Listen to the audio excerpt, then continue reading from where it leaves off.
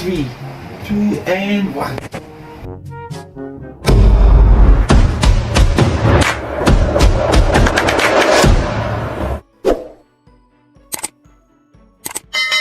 So now let's proceed to the part of our lesson, which is the interaction. So let us answer.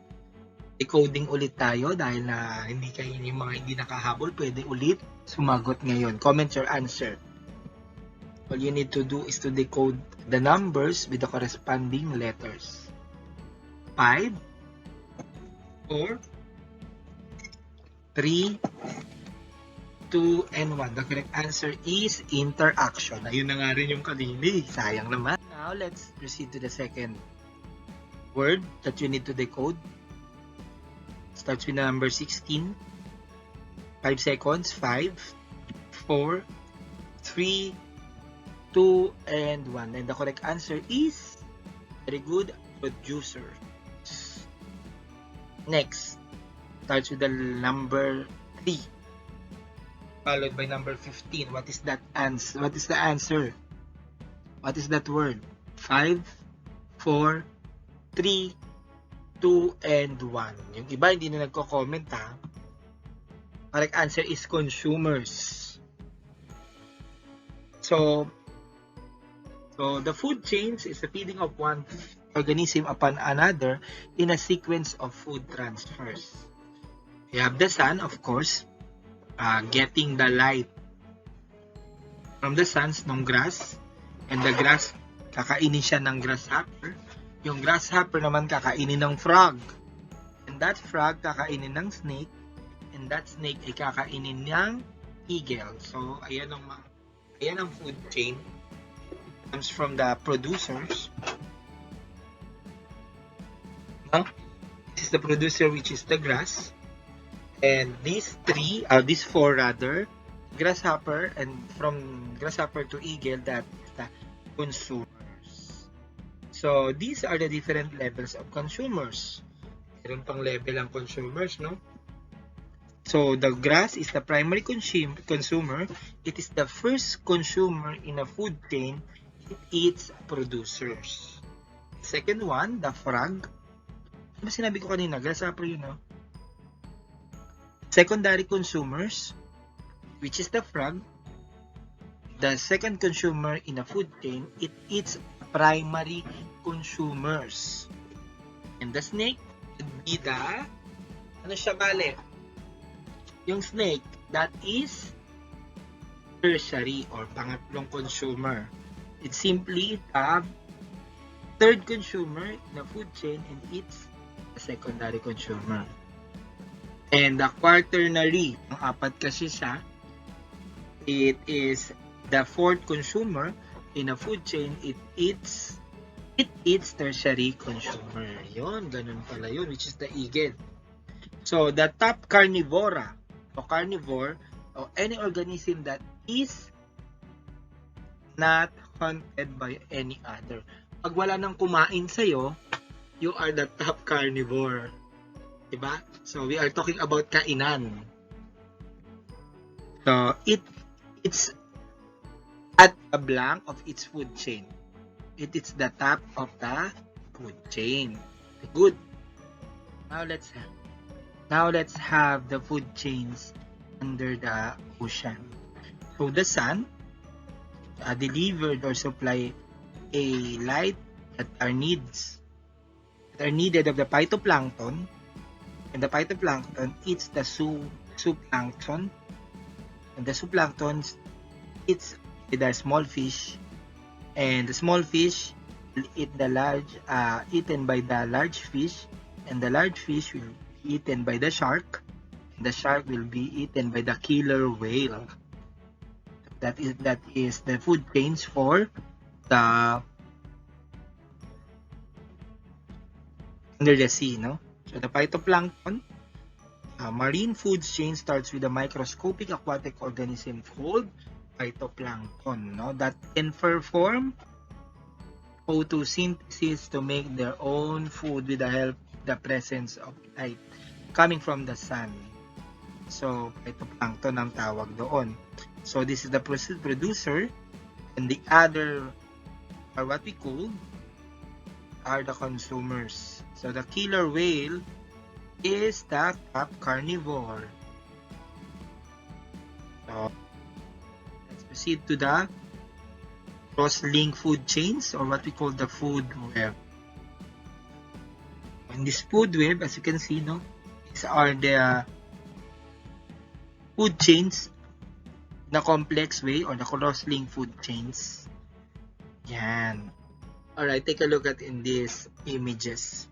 There are terrestrial food chains and the marine food chains. Okay, in this illustration, I will show you the trophic levels, no, or the feeding levels. Anong ibig sabihin yan, sir? The first trophic level will be the producer. So, since sila yung nagpo-produce ng kakainin, that is the first trophic level. The second trophic level is the primary consumer, the one who eats the primary producer.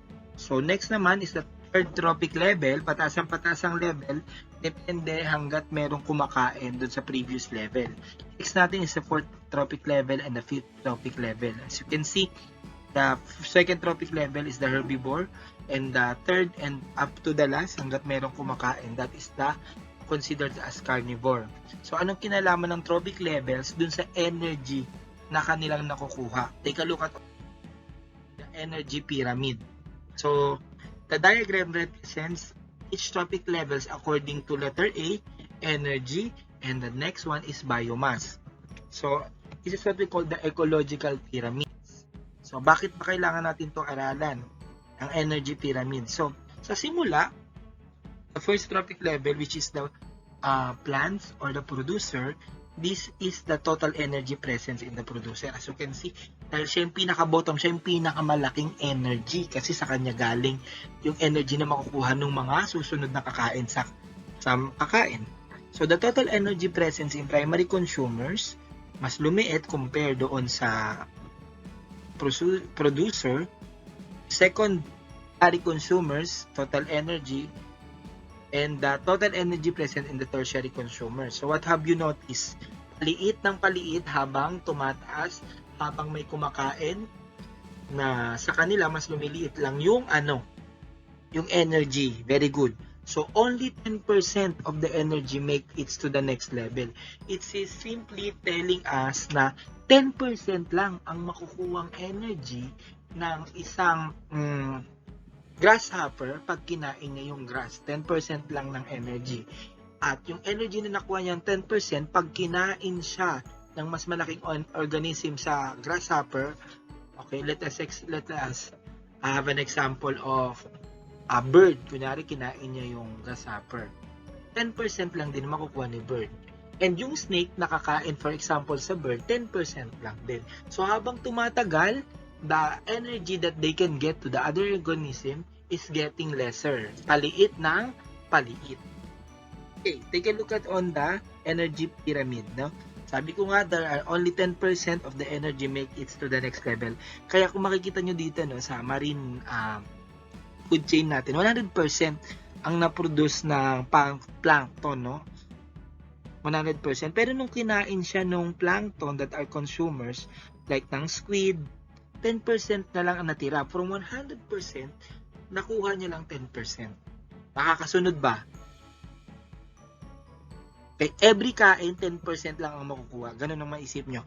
Tapos yung plankton, pag kinain siya ng small fish, what is the 10% of 10%? Ano, sir? Ano ang 10% ng 10? 1. Very good. 1%. 1% lang ang makukuha ng small fish. Paano naman, sir, pag kinain yung small fish ng lapu-lapu, which is bigger than the small fish? Ilan ang energy na makukuha niya? What is the 10% of 1? Ano naman, sir? May mat-mat na naman. Nakakalagay naman dyan sa illustration. Very good. That is 0.1%. Paano pag yung lapu-lapu kinain ng tao? Hindi ang lapu-lapu ang kakain sa tao, Okay, how many energy that the human can get pag kumain ng lapu-lapu? That is 0.01% kasi 10% lang. I know that you are, I hope na makuha nyo talaga, no? 10%, 12% lang tayo dito. So, this is the energy flow, no? and the trophic levels. So, we have the eagle. Okay, let us analyze first bago natin i-discuss. So, the producers who have 10,000 kilocalorie and the primary consumers, ayan yung nakuha niya. Secondary consumers, ayan yung nakuha niya ng energy, and the tertiary consumers. So, there are heat loss. That's why. There are heat loss, of course. Kaya ganyan lang. So, from 10,000 kilocalorie, ang nakuha lang ni rabbit na kumain ng plants is 1,000 kilocalorie. Kasi 10% lang. So, next naman, ang secondary consumers, ang makukuha niya lang na 10% be 100 kilocalorie. Okay? So, simply, you will just remove the 10 at the last digit, no, para makuha niyo yung 10%. Ganun lang kasimple in getting the 10%. And the eagle, of course, ilan ng 10% ng 100? Of course, that is 10 kilocalorie. That is the energy flow and the trophic level. Alright, so now let's proceed to the biomass pyramid. Biomass is just simply the total mass of organism in a food chain or a food web. Total mass lang ng organisms ang ating kukunin. Kung kanina energy, ngayon naman biomass. Okay, same thing with the energy, biomass lang ang nagkapalit. Okay, take a look at. So on land, there are decreasing. So okay. Dito naman po, no, as you can see, biomass naman, ang pyramid of biomass naman, yung 10,000 kilogram na pre-reduce ni plankton naging 1,000 kilogram, and so on, naging 100, naging 10, and 1 kilogram na lang ang nakuha ni human. Now, there are decreasing 10. So, which group organism that has greatest biomass? Which has the greatest energy? O, ano dyan?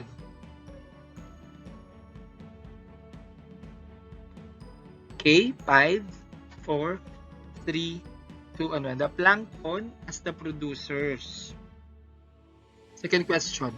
Which group of organism that has least biomass? Which has the least by energy? Sino yung nakakuha ng pinakamaliit na energy and biomass? Kitang-kita naman, the human. What happened to the amount of biomass from the bottom up to the pyramid, to the top of the pyramid? What will happen? Or what happens? The amount of biomass from the bottom to the top of the pyramid decreases.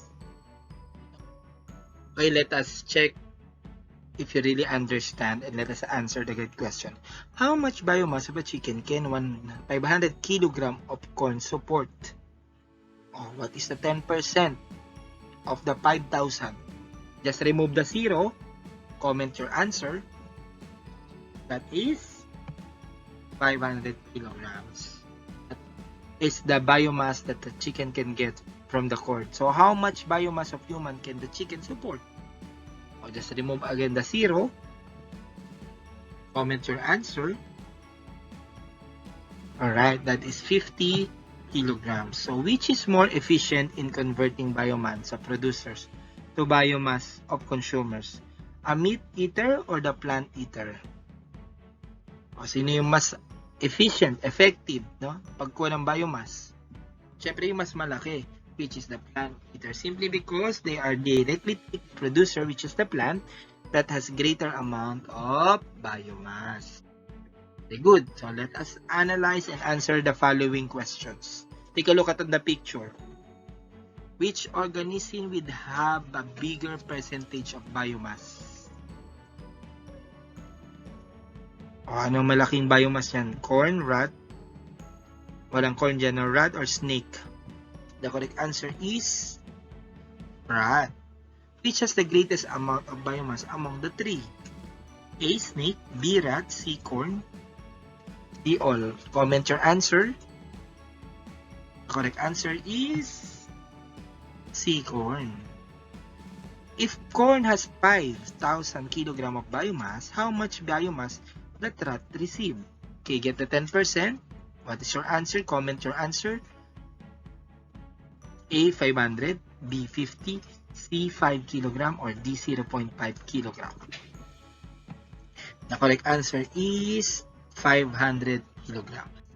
Number 4, how about the snake? 500 kg sa rat, ilan naman sa snake? Get the 10% of 500? Comment your answer, A, B, C, or D. And the correct answer is letter E, 50 kilograms. Which is more efficient in the converting biomass? Rat, snake, corn, or all? Siyempre, that is, I thank you for listening. I hope that you have another information that you get in our lesson for this day. Maraming salamat and stay safe. God bless you all.